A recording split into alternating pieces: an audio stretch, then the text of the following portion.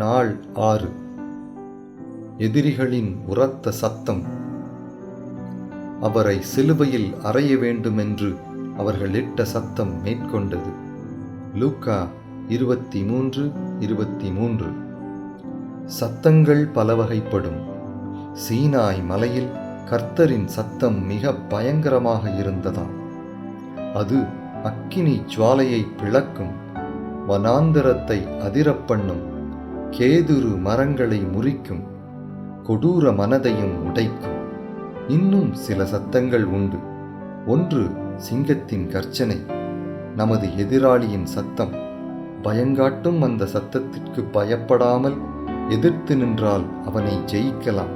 அடுத்தது அவனால் ஏவப்படும் மனித கூட்டங்களின் சத்தம். நீதிமானை குற்றப்படுத்தும் சத்தம், குறை கூறும் சத்தம், வெறுப்பை கக்கும் சத்தம், சிலுவையில் அறைய வேண்டும் என கனைக்கும் சத்தம். பலவந்தரின் ஆர்ப்பாட்டத்துக்கு அஞ்சாமல் தேவனின் மெல்லிய சத்தத்திற்கு அமர்ந்து காத்திரு. ஜெபம். சத்துருவின் சத்தங்களை மடங்கடிக்கும் போராயுதங்களை தாரும் என் தேவனே. ஆமென்.